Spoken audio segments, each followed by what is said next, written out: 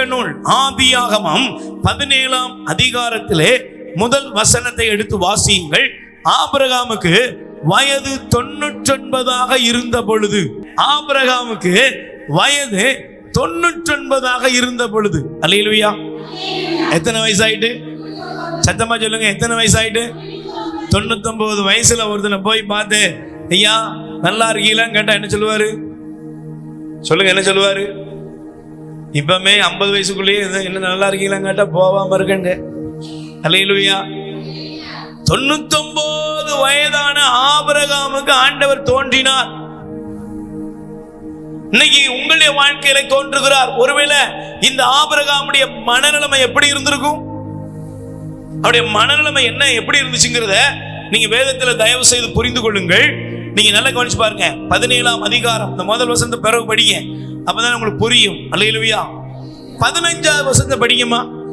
கடவுள் ஆபிரகாமிடம், உன் மனைவியை சாரா என அழைக்காதே, இனி சாரா என்பதே அவளுக்கு ஆசி வழங்குவேன், அவள் வழியாக உனக்கு ஒரு மகனையும் தருவேன், அவளுக்கு நான் ஆசி வழங்க அவள் வழியாக நாடுகள் தோன்றும், மக்களினங்களுக்கு அரசர்களும் அவளிடமிருந்து உதிப்பர் என்றார். கை தட்டுங்க பாப்போம், நல்ல கை தட்டுங்க. அல்லேலூயா. இப்ப நீங்க நல்லா கவனிச்சு பாருங்க. 99 வயதான ஆபிரகாமை பார்த்து ஆண்டவர் சொல்றாரு, உன் மனைவி பேர் இனிமே சாரா இல்ல, சாரா. சொல்லிட்டு சொல்றாரு, உன் மனைவிக்கு உனக்கு ஒரு குழந்தையை தருவேன், உன் மனைவி ஒரு குழந்தையை பெற்றெடுப்பா சொல்லிட்டு ஒரு பெரிய ஆண்டவர் வாக்குத்தத்தத்தை அவருக்கு விரிவுபடுத்துகிறார். Praise the Lord. சொல்லுங்க அல்லேலூயா. நல்லா கவனிச்சு பாருங்க. அந்த வசனத்தை படிக்கும் போது 99 வயதான ஒரு மனிதனுக்கு ஆண்டவர் என்ன சொல்றாருன்னா, உனக்கு முதிர் வயதுல இந்த காலகட்டத்துல உனக்கு ஒரு மகனை அவள் பெற்று தருவார். Praise the Lord. சொல்லுங்க அல்லேலூயா. அதுல சொல்ல பாருங்க, நான் அவளுக்கு ஆசி வழங்குவேன், அவள் வழியாக நாடுகள் தோன்றும், மக்களினங்களுக்கு அரசர்களும் அவளிடமிருந்து உதிப்பர். நம்ப முடியுதா? நம்ப முடியுமா? ஆபிரகாம் என்ன சொன்னாரு? ஆண்டவரே ரொம்ப நல்லது, சிறப்பான ஆசீர்வாதம் கொடுத்திருக்கீர், நன்றின்னு சொன்னாரா? நான் அவருக்கு தெரிந்தது என்ன தெரிந்தது? பக்கத்துல கை கொடு சொல்லுங்க, தெரிந்தது. நல்ல சொல்லுங்க, தெரிந்தது. உங்களுக்கு தெரிந்தது. என்ன தெரிஞ்சது? உன் பலகீனம் உனக்கு தெரியும், அப்படிதானே? உன் பிரச்சனை உனக்கு, உன் கவலை உனக்கு, நீ எதுக்கு அழுறன்னு உங்களுக்கு இதெல்லாம் இருக்கு. இன்னைக்கு ஆபிரகாம் தனக்குள்ளாக அவருக்கு தெரிந்த அவருடைய சோகங்களையும் வேதனைகளையும் பிரச்சனைகளையும் அவர் சுமந்து கொண்டு அவர் சொல்றாரு, ஆண்டவரே நீங்க சொன்னதெல்லாம் இருக்கட்டும், நீங்க சொன்னதெல்லாம் இருக்கட்டும். என்ன சொன்னார்னா, அடுத்த வசனத்தை படிங்க, 17ஆம் வசனம்.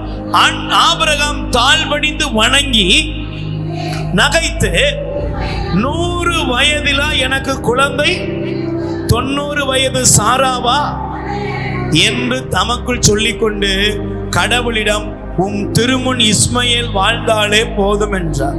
அல்லேலூயா. பக்கத்துல கை கொடுத்து கேளுங்க, உங்க மனநலம் என்ன? ஏதோ கஞ்சி கிடைக்கிறது கிடைச்சிட்டு போட்டுப்பா, அதையும் கெடுத்துறாத. Praise the Lord. சொல்லுங்க அல்லேலூயா. இங்க ஆபிரகாம் என்ன பண்றாரு? ஆண்டவரே சொல்றாரு, எப்பா உன் மனைவி ஆசீர்வதிக்கிறேன், அவள் வழியாக மக்களினங்கள் தோன்றும், அரசர்கள் தோன்றுவார்கள். ஆனா ஆபிரகாம் சொல்றாரு, அதெல்லாம் வேண்டாம், இனிமே என்ன நடக்க போகுது? இஸ்மயேல் நல்லா இருந்தா போதும். இன்னைக்கு எப்படி வந்திருக்கிறீங்க? இன்னைக்கு நீங்க எப்படி வந்திருக்கீங்களோ அந்த இடத்தில் நீங்கள் என்ன கண்டுபிடிக்க வேண்டும் என்றால், நீங்கள் தேவனுடைய வல்லமையை இன்னமும் நீங்கள் விசுவசிக்கவில்லை. அல்லேலூயா. நம் கடவுளாகிய ஆண்டவருடைய வல்லமையை நாம இன்னும் விசுவசிக்கல. அதனாலதான் அந்த முதல் வசனத்திலே பாருங்க, தொடக்க நூல் ஆதியாகமம் 17:1 சொல்கிறது, நான் எல்லாம் வல்ல இறைவன். கை தட்டுங்க பாப்போம். ஆண்டவர் அவரை பார்த்து சொல்றாரு, நீ என்ன நினைக்கிற? இஸ்மயேல் நல்லா இருந்தா போதும். Praise the Lord. ஆனா ஆண்டவர் சொல்றாரு, நான் யார் தெரியுமா? எல்லாம் வல்ல இறைவன். ஆமென்.